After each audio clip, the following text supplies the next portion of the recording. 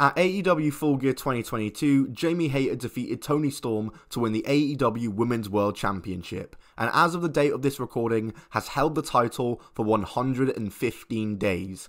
Out of the 7 champions, this reign is the 4th longest reign so far, but to me, it has without a doubt been the best women's title reign in AEW's short history. Argue with a wall. Jamie Hayter's rise has been very quick, and a lot of people don't know what she was doing before AEW, so in today's video, we're going to be looking at the meteoric rise of Jamie Hayter. Before we get into it though, make sure to subscribe before the 3 count. Might be it, guys. 2, 3! Let me know if you subscribed in the comments below and managed to kick out, and let's get into the video. Jamie Hayter made a professional wrestling debut against Ginny on the 2nd of May 2015 for an SCW show in Dorset, and soon after this, she would begin making appearances for Rev Pro, who were one of the more notable Brit Res promotions. Jamie Hayter would become a mainstay of the UK indie scene fairly quickly, appearing for promotions up and down the United Kingdom. In 2017, she made her first appearances for Pro Wrestling Eve, who are one of the leading women's wrestling promotions in the UK and Europe. This would help put her a little bit more on the map in the world of women's wrestling. It was probably her biggest appearance to date, but once again, she was mainly just wrestling on the UK indies. She'd win the Rev Pro Women's title in June 2018, which was her biggest title to date, but again, she was still yet to get her big break. That was until the summer of 2018 when Stardom, a women's wrestling promotion in Japan, invited her down to Japan to compete in their 5-star Grand Prix tournament. She had 12 matches in her first Japan excursion, staying there for about a month,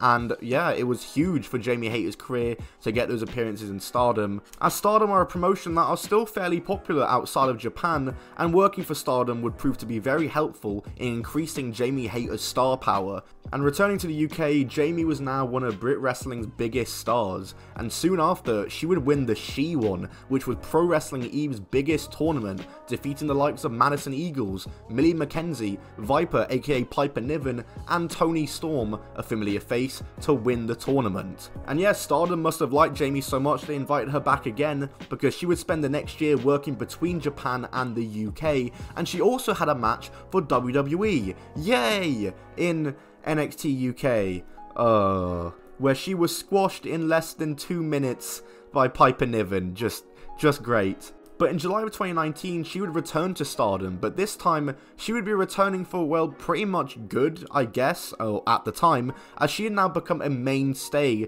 of Stardom, and they were now her new home promotion, and that would really prove to be a great decision, as it helped put her on the map even more, and got the attention of a certain promotion. Jamie Hayter made her first AEW appearance on the 23rd of October 2019 Dynamite, the 4th ever AEW Dynamite. She faced Britt Baker in a losing effort, but she had a pretty good showing, and this was a lot of people's first introductions to Jamie Hayter, mine included, and a lot of people became instant fans, myself included once again. But if you're looking to get introduced to even more women's wrestling, then you should go check out the first match on Wrestle Club right now. Rachel Rose versus Jungle Kiona, big star in Stardom and one of Jamie Hayter's biggest rivals in Stardom, is out now on the Wrestle Club channel. It was a match made by Inspire After Death, and it's a really good match, so check it out, link down below, and subscribe to the Wrestle Club channel to see even more matches from around the world, and eventually our own matches.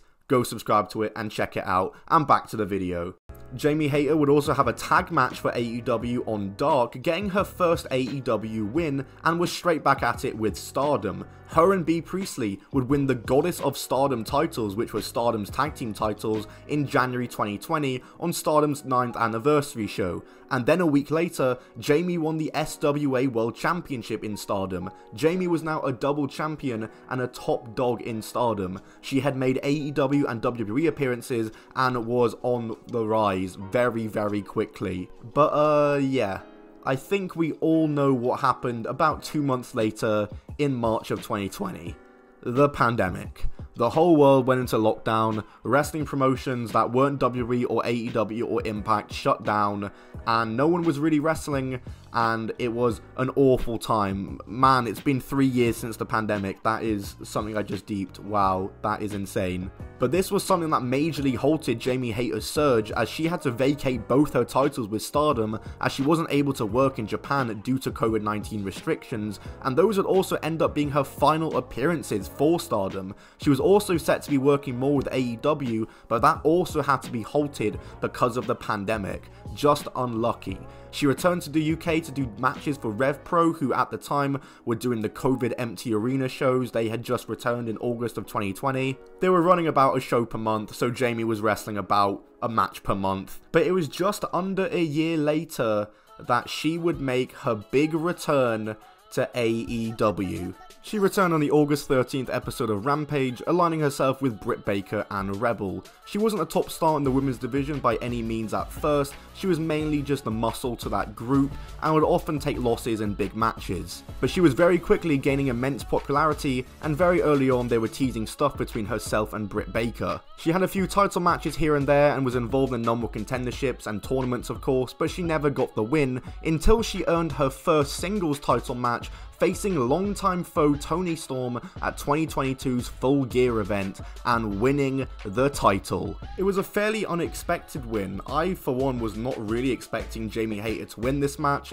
She was involved in the 4-way title match for the title at AEW All Out 2022 for the vacant title, along with Toni, Britt, and Hikaru Shida, where Toni first won the title, and in fact she was only interim champion at the time. This was an interim championship match. But Jamie Hayter winning the title, while it was unexpected and Toni Storm was a little shorter than some might have liked, people welcomed Jamie Hayter winning the title with open arms. And on the next Dynamite, after winning the interim title, it was announced that no, this isn't the interim title, this is just the Women's World title, making Jamie's reign and Toni's reign official Women's World title reigns. And since winning the Women's World title, like I said, I believe that Jamie Hayter has been the best Women's World title holder to date in AEW. She's put on some great matches since winning the title. Only a month after winning the title is when she had her title defense against Hikaru Shida at AEW Dynamite Holiday Bash 2022, which was an exceptional match and one of the best AEW women's matches of all time. She had a good match with Emi Sakura on AEW Rampage,